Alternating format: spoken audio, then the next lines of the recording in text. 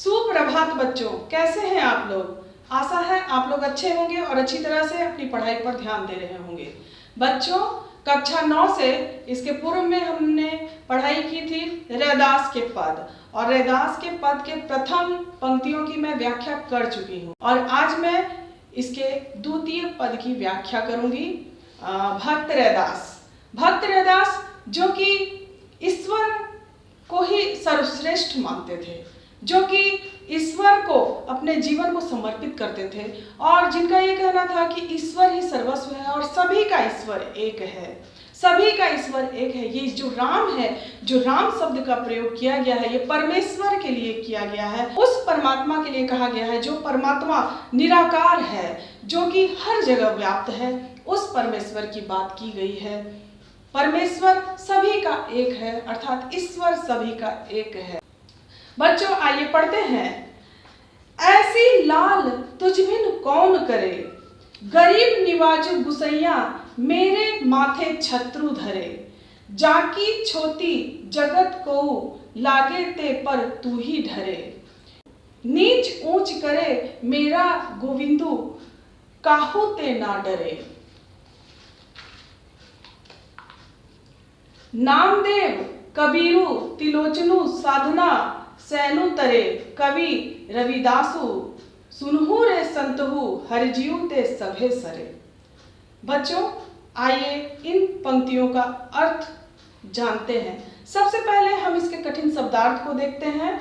यहाँ पर लाल, लाल कहा गया है ईश्वर को, स्वामी को, जो कि ईश्वर है, प्रभु है, जो स्वामी है, उसे लाल कहा गया है।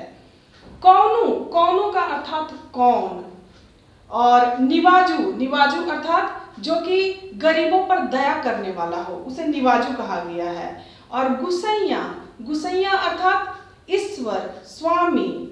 माथे छत्रु धरे, अर्थात अपने माथे में छत्रु धरे, अर्थात माथे पर छत्र छाया रखना, माथे पर अपनी मुकुट रखना, छत्र छाया रखना। छोटी, छोटी अर्थात छुआछूत की भावना। जगत को लागे, अर्थात जगत को लागे, जगत यानी संसार, को यानी को, लागे अर्थात लगना, संसार को लगना।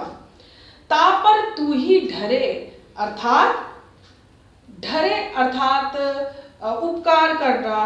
तापर तू ही ढरे अर्थात आप उनको, उनके ऊपर द्रवित हो जाते हैं, अर्थात आप उनका उपकार करते हैं, आप उनका उद्धार करते हैं। नीच ऊंच करे, अर्थात नीच ऊंच करे यानी नीचे को ऊंचा बनाना, जो नीचा है उसे ऊंचा पद प्रदान करना। नामदेव एक कवि है, त्रिलोचन भी कवि है, सदना भी एक कवि है और सैनु भी एक कवि है। सभे सरे यानी सभी का उद्धार हो जाना, अर्थात सभी कार्य संपन्न हो जाना। बच्चों, आइए अब इसके अर्थ को समझते हैं, अब इसकी व्याख्या को समझते हैं। बच्चों, कुछ भी मुश्किल नहीं है, आप लोग ध्यानपूर्वक सुनिए, एक ही बार में आप इसे समझ पाएंगे। आप लोग ध्यानपूर्वक पंक्तियों को समझने का प्रयास कीजिए। आप लोग सबसे पहले अपनी पुस्तक को अपने सामने निकालिए और मैं जो भी बोल रही हूँ उससे आप मिलाइए और उसे समझिए और उसे अपनी कॉपी पर नोट करते जाइए। तो बच्चों, आइए पढ़ते हैं। ऐसी लाल तुझ बिन कौन करे। लाल, लाल यहाँ पर कहा गया है स्वामी, ईश्वर, प्रभु को। हे लाल, हे ईश्वर, ऐसी लाल तुझ बिन कौन करे, मतलब ये आपके सिवा कौन करे। हे प्रभु, हे स्वामी, ये आपके सिवा और कौन कर सकता है।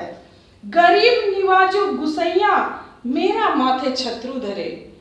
हे प्रभु, आप गरीब निवाजू अर्थात आप गरीब, दीन दुखियों की मदद करने वाले हैं और आप मेरे माथे पर अपनी छत्र छाया रखते हैं, आप मेरे ऊपर उपकार करते हैं, आप मेरी मदद करते हैं।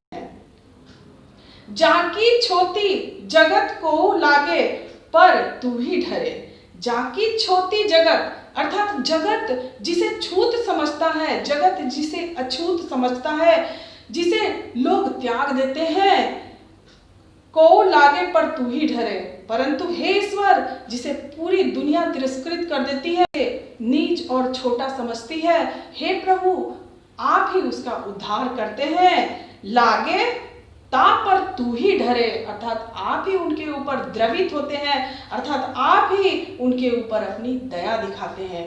जिनको ये संसार त्याग देता है अछूत समझ करके, हे प्रभु आपके दरबार में सभी एक समान है और आप उनके ऊपर भी अपना उपकार करते हैं। नीच हो ऊंच करे मेरा गोविंदु, काहू ते ना डरे।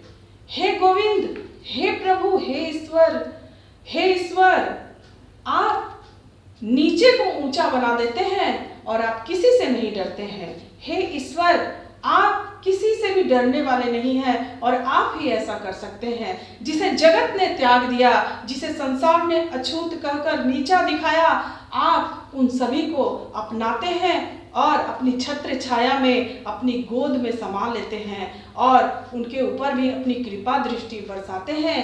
हे ईश्वर, सिर्फ आप ही कर सकते हैं।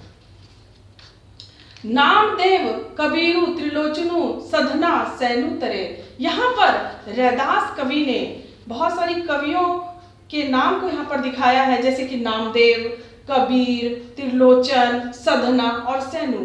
ये सभी भक्ति काल के कवि हैं और इन्होंने अपने जीवन को भक्ति काल में प्रभु के लिए समर्पित किया और उन कवियों का भी ईश्वर ने उद्धार किया। उसी प्रकार से यहाँ पर रैदास जी कहते हैं कि जिस प्रकार से हे प्रभु नामदेव, कबीर, त्रिलोचन, सधना और सैनु आपके भक्ति में डूब गए और अपने आप को न्यौछावर कर दिया, ठीक उसी प्रकार से मैं भी आपके समक्ष अपने को समर्पित करता हूँ।